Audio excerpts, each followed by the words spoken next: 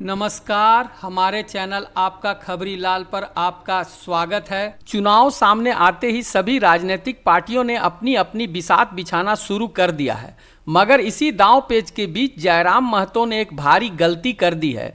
वही यूट्यूबर जिन्होंने जयराम महतो को टाइगर जयराम बनाने में बहुत मदद की, उस पर भी आरोप लगा दिया कि वे बिक गए हैं। क्या जयराम अभी राजनीति में परिपक्व नहीं हुए हैं? उन्होंने यूट्यूबरों पर जो आरोप लगाया है, ऐसे में कई यूट्यूबर उनसे खासे नाराज हैं कि एक बार फिर बिना सबूत के जयराम कुछ भी बोल देते हैं। जयराम के शुभचिंतक और उनका भला चाहने वालों ने जयराम को नसीहत भी दी है और इसका वीडियो वायरल भी हो रहा है। अब किसने दी उसका नाम मैं भी जयराम की तरह नहीं बताऊंगा। जैसे कि जयराम बोलते हैं कि मुझे डिप्टी सीएम बनाने का ऑफर मिला, मगर किसने दिया नाम नहीं बताऊंगा। मुझे चुनाव में 25 करोड़ का ऑफर मिला, मगर किसने दिया नाम नहीं बताऊंगा। लेकिन इतना बता दूं कि यह झारखंड का एक बहुत बड़ा चैनल है, अपनी बेबाक बात कहने के लिए विख्यात है। आप जयराम के समर्थक हैं या विरोधी हैं, पूरी बात सुने। इस वीडियो को देखने पर नहीं, बल्कि क्या कहा गया है ये ध्यान से सुने और अपना विचार हमें कमेंट में जरूर दें। क्या इस यूट्यूबर ने सही कहा या गलत कहा, ये फैसला आप पर छोड़ते हैं। बस निवेदन है कि अपनी राय हमें जरूर दें। इसी में कुछ अजीबोगरीब चीजें भी देखने को मिलती। अब इन्हीं अजीबोगरीब चीजों के बीच आज सूबे में सनसनी बने एक युवा, जिनके लोग दावा करते थे वो सरकार बदल देंगे, अगली सरकार उन्हीं की सरकार होगी, लेकिन सरकार तो आज हिले दिखे। आज बड़े कातर होकर सरकार फेसबुक लाइव कर रहे थे, और अपने उन्हीं बंदूकों, उन्हीं कारतूसों को खराब बता रहे थे, जो कारतूस, जो बंदूक कभी उनके लिए बड़े काम के थे। हाँ, मतलब आज वो मीडिया को बांट दिया उन्होंने। यूट्यूबर, हाँ, एक समय था जब अब भाषाई आंदोलन कर रहे थे, तब यही सरकार बोला करते थे कि वो बोकारो और धनबाद में बैठे हुए बिहारी पत्रकार लोग अखबारों में हमें जगह नहीं देते। आप उलट कर देखेंगे, कई अखबारों के खिलाफ इन्होंने बड़े बड़े बयान दिए थे, लेकिन अब अखबार वालों से मेलजोल हो गया है। इस बार देखा 15 अगस्त को विज्ञापन भी आ गया इनका, मतलब अब अखबारों से दोस्ती हो गई है।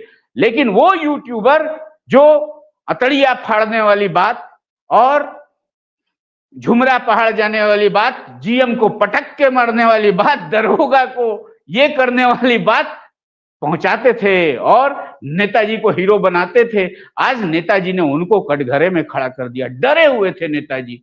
मेरे खिलाफ कई यूट्यूबरों को बुलाया गया है रांची, और एक बड़े दल के नेता के साथ। उनका इशारा किधर था भी समझ जाइए, मैं क्या खुलासा करूं। आगे जो बातें मैं करूंगा उनसे आपको स्पष्ट हो जाएगा।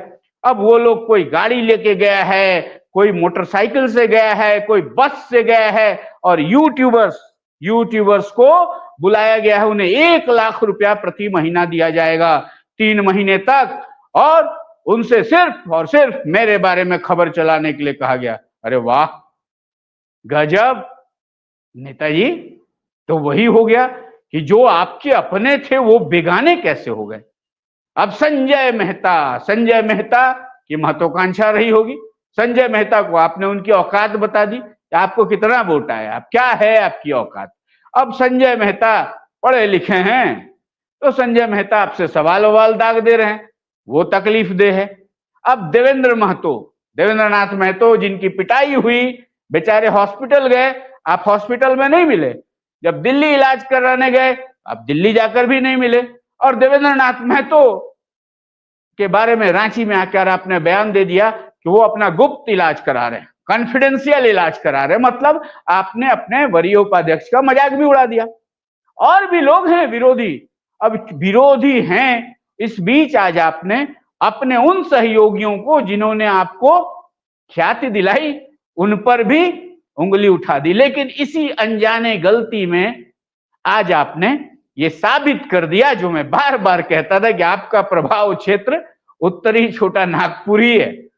आज आपने कहा बोकारो, धनबाद, हजारीबाग, इन क्षेत्रों के यूट्यूबरों को बुलाया गया है, 1 लाख रुपया देने की बात है, 3 महीने तक दिया जाएगा, और बड़ी बड़ी बातें की आपने, खुद को हाथी भी बताया, मैं हाथी हूं, फलाना हूं, ये है, आपको ये हो जाएगा, वो हो जाएगा, आपके पास सब सूचना थी। ये सारी चीजें अपरिपक्वता है नेताजी।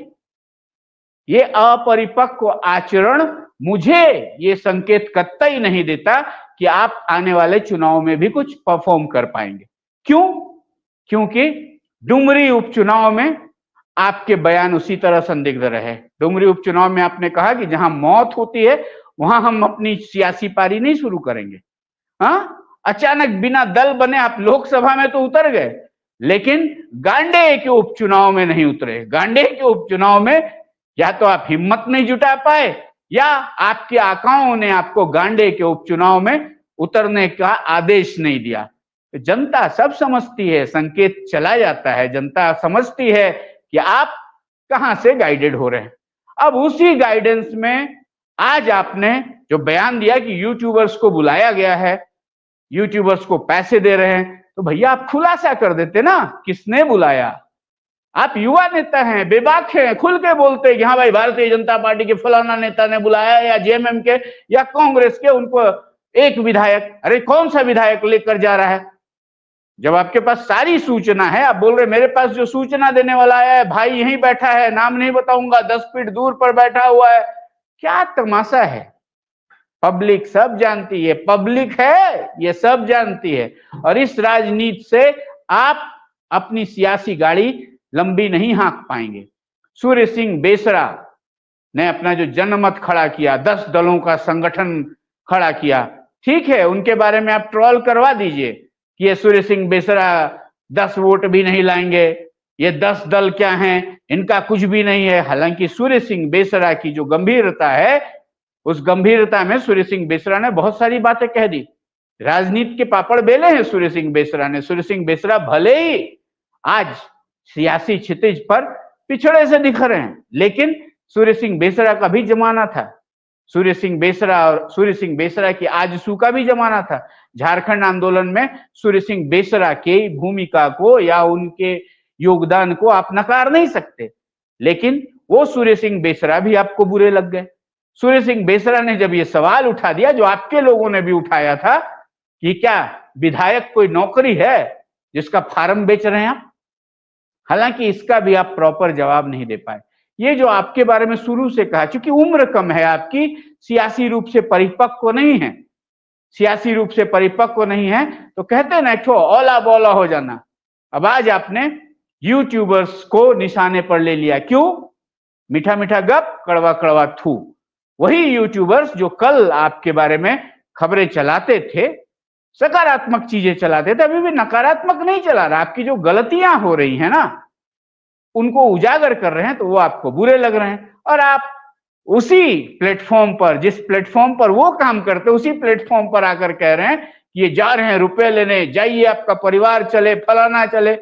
नेताजी, ये परिपक्व राजनीतिज्ञ की दशा दिशा बिल्कुल नहीं है। चलिए, आपकी सियासत है, आप अपने लोगों में उलझे रह जाइए, और ये जो घाघ पॉलिटिशियंस हैं, जो सीजन्ड पॉलिटिशियंस हैं, वो आपकी राजनीति की गाड़ी शुरू होने से पहले उसकी हवा निकाल देंगे, ये तय मानिए। आप आते रहिए, लाइव आते रहिए, बयान देते रहिए, पैर पटकते रहिए, अतड़िया फाड़ते रहिए, कोई फर्क नहीं पड़ेगा। वोट पैर पटकने से, अतड़िया फाड़ने से नहीं मिलता है, वोट काडर खड़ा करने से मिलता है, कार्यकर्ताओं को अपने साथ लेकर चलने से मिलता है, और संगठन में ही बल होता है। एको हम द्वितीयो नास्ति ना भूतो ना भविष्यति वाला जो खेल है ना, इस खेल में आप तीर्थ को भी खो बैठे, इस खेल में आप देवेंद्र को भी खोने ही वाले हैं, खो चुके हैं, अभी तक खुल्लम खुल्ला नहीं हुआ है, ये तय मान लीजिए, और संजय मेहता को भी खो रहे। पता नहीं चुनावी मुनादी होते होते आप कितने और लोगों को खो बैठेंगे। खैर, आपकी राजनीति है, आप देखें, आप करें। टिकट बांटते बांटते आपका दल खंड खंड में बंट जाए तो आश्चर्य मत कीजिएगा, क्योंकि आप प्रतिदिन चूक दर चूक किए चले जा रहे हैं। चलिए, हमारा तो काम है भैया, सही को सही, गलत को गलत कहना। और आपको कम से कम राजनीति में रहना है ना, तो निंदक नियरे राखिए आंगन कुटीर छवाए, बिन साबुन पानी बिना निर्मल करे सुहाए। ये याद रखना होगा। अब जो बताने लगे मीठा मीठा बोले वाह भैया दादा, और जो आपकी गलती बताने लगे अरे ये तो एकदम बिक गया, खत्म हो गया, ये करके आप राजनीति नहीं कर सकते हैं। किसी भी राजनीतिक दल से किसी मीडिया का कोई दुराव या लगाव नहीं होता है, और नेता ऐसी स्थिति होती भी है तो इस तरह के आरोप नहीं लगाता, क्योंकि ये राजनीति है। राजनीति में बहुत बातें कही नहीं जाती, की जाती हैं, और राजनीति और कूटनीति इसकी समझ ना होना तो सियासी समर में पांव रखना बेमानी है, और ये यौवन की अंगड़ाई ज्यादा टिक नहीं पाएगी मेरे भाई। अपनों को अपना बनाइए, जितने लोग दूर होते जाएंगे ना आप उतने एकाकी होते चले जाएंगे। खैर, शुभकामना आपको, और एक आग्रह भी है, ये कहीं पैसा वैसा मिलता है ना, किस चैनल वाला को कौन पैसा दे रहा है, एक आध फोन हमें भी करके बता दीजिए भैया, हम लोग भी चले जाएंगे। हर महीना 1 लाख रुपया कम थोड़े है, मिल जाएगा, अच्छा है ना। चलिए कोई बात नहीं, आशा है कि अगली दफा आप बता देंगे कि कहाँ कौन पैसा बांट रहा है। हम लोग को तो कोई बुलाया नहीं, अब उत्तर ही छोटा नागपुर के ही आप नेता हैं, आपने खुद स्वीकार कर लिया, बोकारो धनबाद हजारीबाग को ही बुलाया है। चलिए अगले बार अगर इधर रांची वाची साइड के लोग को भी बुलाएगा तो सूचना जरूर दे दीजिएगा। अगर आपको हमारी खबर पसंद आई तो हमारे चैनल को लाइक और सब्सक्राइब कर लें, ताकि आगे की नोटिफिकेशन आपको मिलती रहे।